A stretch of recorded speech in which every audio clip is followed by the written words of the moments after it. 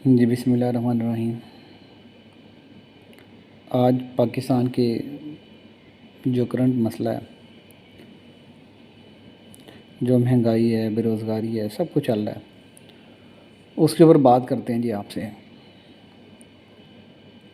میں نے دوست کو کال کی، میں نے کہا یار ڈالر چاہیے کچھ نا، کو دوست سے جا رہا تھا باہر، تو اس نے کہا یار ٹریول کے لیے اور ریٹ ہے، اگر آپ نے انویسٹمنٹ کرنی ہے تو اس کے لیے اور ریٹ ہے۔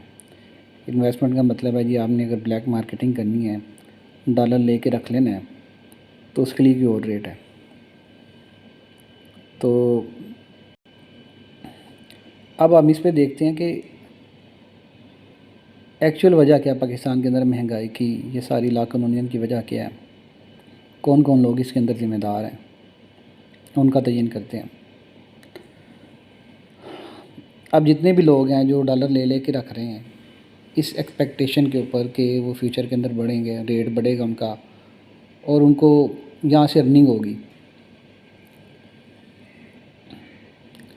تو دو چیزیں ہیں، ایک ہوتا ہے بزنس اور ایک ہوتا ہے مینوپولیشن کرنا۔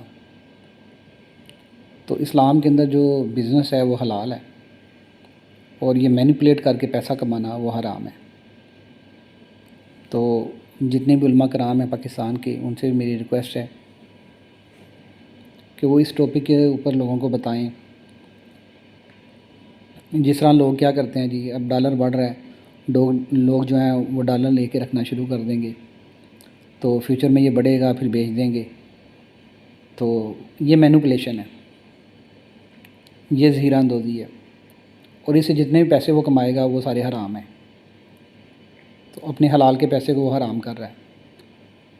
اب دوسری طرف ہم آتے ہیں، ہم کہتے ہیں جی قیامت والے دن جو اللہ تعالیٰ نے حساب جو کرنا ہے، وہ اللہ تعالیٰ نے کہنا ہے جی آپ نے جس بندے کے ساتھ زیادتی کی ہے، اس کے ساتھ ظلم کیا، آپ اس سے بخشوا لیں تو آپ کا کھاتہ کلیئر ہو جائے گا۔ اب دیکھیں یہ جو لوگ ڈالر لے کے رکھ رہے ہیں، یہ ظلم کن کے ساتھ کر رہے ہیں، زیادتی کن کے ساتھ کر رہے ہیں، یہ پوری قوم اور ملک کے ساتھ زیادتی کر رہے ہیں۔ تو اب وہ جو بندہ یہ کام کر رہا ہے، چاہے اس میں $100 لے کے رکھے ہوئے ہیں، $1000 لے کے رکھے ہوئے ہیں، لاکھ 10 لاکھ جتنے بھی لے کے رکھے ہوئے ہیں، وہ مینوپولیٹ کر رہا ہے اس کو، اس کی وجہ سے مہنگائی بڑھ رہی ہے، ٹھیک ہے، تو وہ پوری قوم کا مجرم ہے اس کے اوپر، تو پھر اس کو پوری قوم سے قیامت والے دن جو ہے وہ اس پہ معافی مانگنا پڑے گی۔ تو اسی طرح دوسری طرح ہم دیکھتے ہیں جو لوگ 2 نمبر دودھ بناتے ہیں، 2 نمبر دودھ بنا کے بیچا اس کو، تو اب پیسے تو اس کو ارن کر لیے اس نے، لیکن اس نے زیادتی کن کن لوگوں کے ساتھ کی، تو اللہ تعالیٰ تو کل قیامت والے دن اس کا حساب کرے گا نا۔ اللہ تعالیٰ بتائے گا یار 1000 بندوں کے ساتھ، 2000 بندوں کے ساتھ انہیں زیادتی کی ہے، تو اب اس کے ذمہ اتنی کمیونٹی کا بوجھ چڑھ گیا، جو لوگ اس سے متاثر ہوں گے۔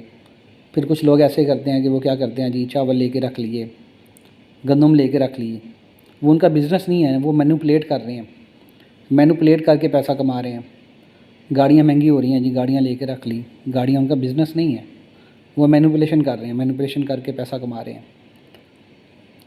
اسی طرح بہت سارے لوگ دیکھا ہے یار کپڑا کہ مہنگا ہو جائے گا جی، کپڑے کا سیزن آ رہا ہے تو کپڑا لے کے رکھ لیتے ہیں، تو وہ ان کا بزنس نہیں ہے، ان کا مقصد صرف مینوپولیٹ کرنا ہے، قیمتیں بڑھانا ہے، قیمتیں بڑھا کے ارن کرنا ہے۔ جس طرح اکنامکس میں، ہم تو اکنامکس پڑھتے ہیں، ہمیں اکنامکس کا پتہ ہے کہ جو پرائسز وہاں پہ بنتی ہیں جہاں پہ ڈیمانڈ اور سپلائی انٹرسیکٹ کرتی ہیں ایک دوسرے کو، جہاں پہ ڈیمانڈ اور سپلائی برابر ہو جاتی ہیں۔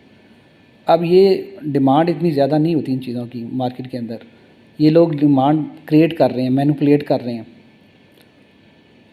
تو مینوپولیٹ کر کے کیا ہوتا ہے کہ آپ کوئی بھی چیز مارکیٹ کے اندر سے نکال لیتے ہیں، اس کی سپلائی کم ہو جاتی ہے۔ اب ڈالر جتنے بھی ہیں، انٹرنیشنل کرنسی جتنی بھی ہے، یہی کیا ہوا ہے لوگوں نے کہ اس کو مارکیٹ سے جو ہے نا وہ خرید کے اپنے پاس رکھ لیے ہیں تاکہ فیوچر کے اندر بڑھیں گے، اور یہ اسی وجہ سے بڑھ رہا ہے بیسیکلی۔ کوئی باقی جو انٹرنیشنل ریٹ کا اتنا فرق ہوگا، لیکن یہ بھی ایک ایکسپیکٹیشن ہے، یہ مینوپولیشن جو کر رہے ہیں اس کی وجہ سے بھی ڈالر کا ریٹ بڑھ رہا ہے۔ تو ان تمام لوگوں سے میری ریکویسٹ ہے، دیکھیں اگر آپ کو نہیں علم تو میں اس ویڈیو کے ذریعے میں آپ کو بتا رہا ہوں کہ دیکھیں یہ حرام ہے۔ اب آپ نے 1000 روپیہ لے کر رکھا ہوا ہے, $1000 لے کر رکھا ہوا ہے, اب 5000 لے کر رکھا ہوا ہے. کچھ لوگ کہیں گے جی اسی تے 100-200 لے کے رکھے ہے, اور ان کا کیا ہے جنہوں نے لاکھوں لے کے رکھے ہوئے ہیں. تو دیکھو وہ اتنے کا ذمہ دار ہے, آپ اتنے کے ذمہ دار ہیں. تو پوری قوم اس سے متاثر ہو رہی ہے. تو بہت سارے بزنس مین ایسے ہوں گے جنہوں نے کرنسی کے اندر جو ہے وہ لے کے رکھی ہوئی ہے کرنسی, تاکہ ہم اس کو مینوپولیٹ کر کے پیسہ کمائیں. بہت سارے لوگ ایسے ہوں گے کہ جنہوں نے چیزیں بیچنا بند کر دیتے ہیں. اپنی چیزوں کو جو بندہ جس چیز کے اندر بھی ٹریڈ کر رہا ہوتا ہے اس کو وہ بیچنا بند کر دیتا ہے. لوگوں کے پاس ڈیمانڈ تو ہے, لوگ لینا تو چاہ رہے ہیں, لیکن وہ اس کو بند کر دیتا ہے صرف اس سینس کے اوپر کہ یار اس کو وہ مینوپولیٹ کرے گا, مینوپولیٹ کر کے اس سے پیسہ کمائے گا. تو یہ حرام ہے. ٹھیک ہے. اب جتنی کمیونٹی اس سے متاثر ہوگی وہ بندہ کل اس کو اس کا دیندار ہے. ٹھیک ہے. اب جو ڈالر جو ذخیرہ کر رہا ہے, یا جو کوئی بھی کھانے پینے کی چیز جو ہے اس کو ذخیرہ کر رہا ہے, تو یہ ایک مینوپولیشن ہے. تو اسلام یہ بالکل منع ہے. مینوپولیٹ کر کے پیسہ نہیں ہم کما سکتے. کما تو سکتے ہیں لیکن یہ انسانیت کے خلاف ہے. ٹھیک ہے. اب معاشرہ اس سے متاثر ہو رہا ہے, اور سب سے بڑی وجہ یہی ہے پاکستان کے اندر لوگ کیا کر رہے ہیں, زیر اندازی کر رہے ہیں, چیزوں کی زیر اندازی کر رہے ہیں, ڈالر کی زیر اندازی کر رہے ہیں, صرف اس امید کے اوپر کہ یار فیوچر کے اندر یہ بڑھے گا ریٹ. ٹھیک ہے. یہ ساری جتنی بھی چیزیں ہو رہی ہیں یہ اسی وجہ سے ہو رہی ہیں. تو جتنے لوگوں نے یہ کیا ہوا ہے ان سب سے یہی ریکویسٹ ہے کہ دیکھیں وہ توبہ کریں اس کے اوپر. یہ بہت بڑا گناہ ہے وہ کر رہے ہیں, دانستہ یا نہ دانستہ طور پہ, ان کو پتہ تھا یا نہیں پتہ تھا. تو سب لوگوں سے, دوستوں سے یہی ریکویسٹ ہے کہ بھائی آپ ایسا نہ کریں. آپ ترکی کو دیکھیں, جب لیرا ان کا ڈاؤن جانا شروع ہوا تو انہوں نے کہا یار ڈالر, سب نے کہا کہ ڈالر سیل کرو. انہوں نے ڈالر سیل کرنا شروع کیا, ڈالر نیچے آ گیا. تو دیکھیں ہمیں بھی ایز اے قوم اس پہ سوچنا چاہیے کہ ہم لوگ کیا کر رہے ہیں, ہم کس چیز کے اندر زیر اندازی کر رہے ہیں. تو پاکستان کے اندر جو مسئلہ ہے نا, بیسیکلی مسئلہ ہے وہ یہی ہے. ہم لوگ ٹریڈ نہیں کر رہے, ہم تجارت نہیں کر رہے, ہم صرف زیر اندازی کر رہے ہیں. ٹھیک ہے. اگر وہ ٹریڈ کرے گا, تجارت کرے گا تو اس کا تو پوری کمیونٹی کو فائدہ ہوگا, پورے ملک کو فائدہ ہوگا اس کا. لیکن ہم زیر اندازی کر رہے ہیں, صرف ایک بندہ اس کے اوپر پیسہ کما رہا ہے, وہ چیزیں سٹور کر کے رکھ لیتا ہے. تو باقی لوگوں سے بھی ریکویسٹ یہی ہے کہ دیکھیں جو اس کے اندر شامل ہے, ایک تو وہ توبہ کریں, اور باقی جو لوگ ان کو ہیلپ کر رہے ہیں, مدد کر رہے ہیں اس زیر اندازی کے اندر شامل ہونے میں, تو وہ بھی اس پہ توبہ کریں. سیدھی سی بات ہے. تو جس طرح وہ کہتے ہیں نا کہ سود کو لکھنے والا وہ بھی اس کے اندر شامل ہو جاتا ہے. ٹھیک ہے. کھانے والا, کھلانے والا, یعنی کہ برائی کے اندر سارے لوگ شامل ہیں. تو جو لوگ ان کی مدد کر رہے ہیں وہ بھی اس برائی کے اندر شامل ہیں. تو اس مسئلے کو آپ سمجھیں, اور جو پاکستان کے علماء کرام ہیں وہ بھی اس کے اوپر بتائیں لوگوں کو کہ دیکھیں یہ زیر اندازی اسلام کے اندر حرام ہے, اس پہ سوچنا چاہیے.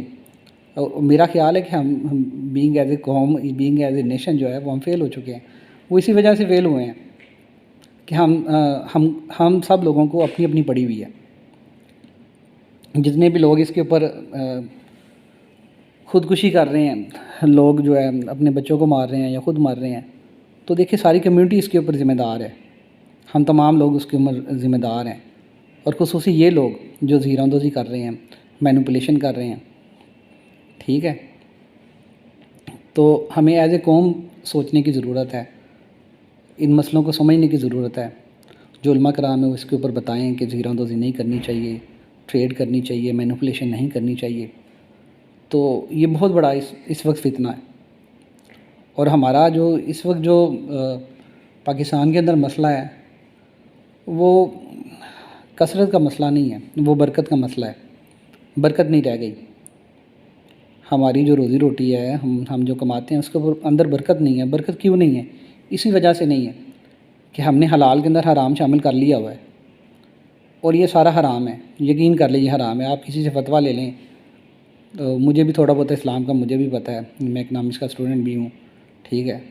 تو یہ ساری چیزیں حرام ہیں. آپ کیوں اپنے حلال کے اندر حرام کا پیسہ شامل کر رہے ہیں؟ تو مہربانی کریں, یہ ان کاموں سے بچیں. جو لوگ اس کے اندر شامل ہیں وہ اسے توبہ کریں اور آئندہ کے لیے محتاط رہیں. تھینک یو جی, مہربانی, شکریہ.